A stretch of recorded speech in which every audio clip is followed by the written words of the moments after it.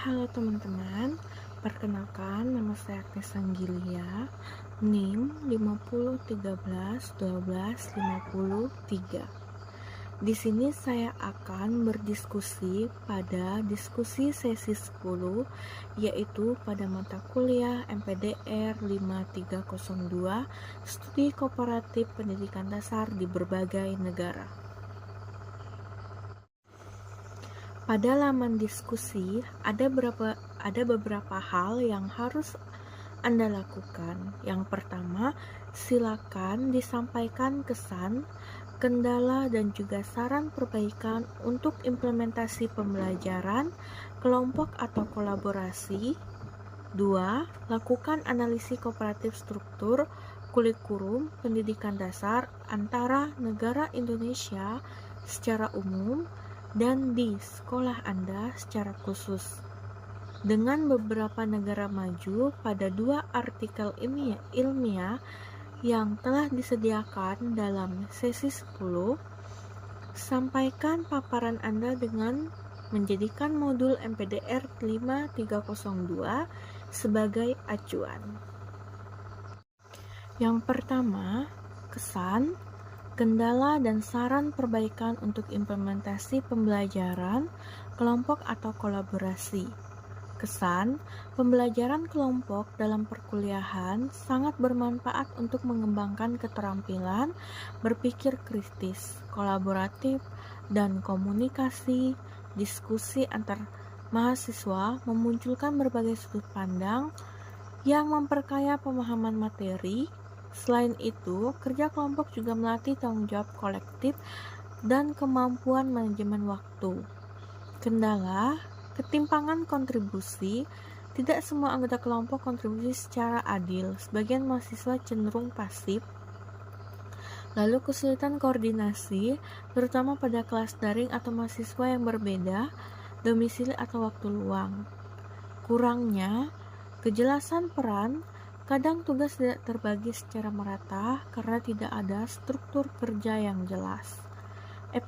Evaluasi belum profesional. Penilaian kelompok sering tidak merefleksikan kontribusi individu secara akurat. Saran perbaikan, dosen memberikan pedoman pembagian peran dan tanggung jawab dalam kelompok secara eksplisit. Gunakan instrumen penilaian kontribusi individu dalam kelompok per evaluation, lalu memfasilitasi pertemuan daring terjadwal agar koordinasi lebih mudah, terutama untuk kelas jarak jauh. Selanjutnya, mengarahkan mahasiswa untuk membuat laporan kerja individual sebagai bagian dari tugas kelompok. Lalu, yang kedua, analisis komparasi struktur kurikulum pendidikan dasar Indonesia dan negara maju. Dasar kurikulum Indonesia secara umum. Kurikulum di Indonesia disusun secara nasional berdasarkan nilai-nilai Pancasila, tujuan pendidikan nasional, serta perkembangan iptek, karakter dan kebutuhan lokal. Namun, kurikulum Indonesia masih terkesan padat materi, berorientasi pada ujian, dan sering berganti kebijakan yang mempengaruhi konsistensi implementasi di lapangan. Lalu, yang B, kurikulum di sekolah saya secara khusus. Sekolah tempat saya mengajar berada di wilayah pedalaman sehingga kendala akses sumber belajar, keterbatasan guru, dan adaptasi terhadap kurikulum nasional menjadi tantangan utama. Meski kurikulum merujuk pada standar nasional seperti kurikulum Merdeka, pelaksanaannya perlu disesuaikan dengan konteks lokal dan keterbatasan yang ada. Lalu yang C, komparasi dengan negara maju berdasarkan 2 artikel. Yang pertama, Indonesia PS Finlandia. Berdasarkan artikel analisis komparasi sistem pendidikan Indonesia dan Finlandia. Aspek Indonesia Finlandia. Aspek pendekatan kurikulum, Indonesia terpusat pada konten, Finlandia berbasis kompetensi dan fleksibel.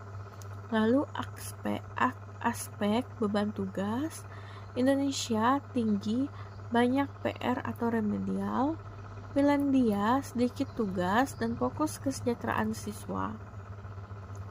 Aspek peran guru, minimal S1 variasi kualitas, Finlandia minimal S2 profesional dan dihargai. Lalu aspek penilaian, Indonesia berbasis ujian, Finlandia penilaian formatif, tidak kompetitif. Aspek konsistensi kebijakan, Indonesia sering berubah, Finlandia konsisten dan berbasis riset. Lalu yang kedua, Indonesia vs Korea Selatan dan Jepang.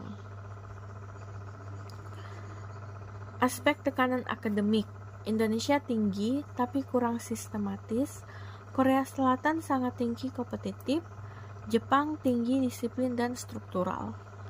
Aspek budaya belajar, Indonesia kurang membaca, berorientasi nilai, Korea Selatan tekun budaya belajar tinggi, Jepang sistematik penanaman nilai karakter. Aspek pendekatan kurikulum, Indonesia cenderung administratif, Korea Selatan terstruktur dan teknologi tinggi, Jepang tradisional, modern, berbasis nasionalisme. Aspek peran guru, Indonesia variatif, Korea Selatan dianggap otoritatif, Jepang respek tinggi terhadap guru. Selanjutnya, yang D, kesimpulan. Indonesia masih memiliki tantangan besar dalam penyederhanaan kurikulum, peningkatan profesionalisme guru, dan konsistensi kebijakan pendidikan. Negara seperti Finlandia, Jepang, dan Korea Selatan dapat menjadi rujukan penting. Finlandia menekankan pada kesejahteraan siswa dan kurikulum fleksibel, sementara Jepang dan Korea menonjol dalam kedisiplinan etos belajar tinggi dan struktur pendidikan yang kuat.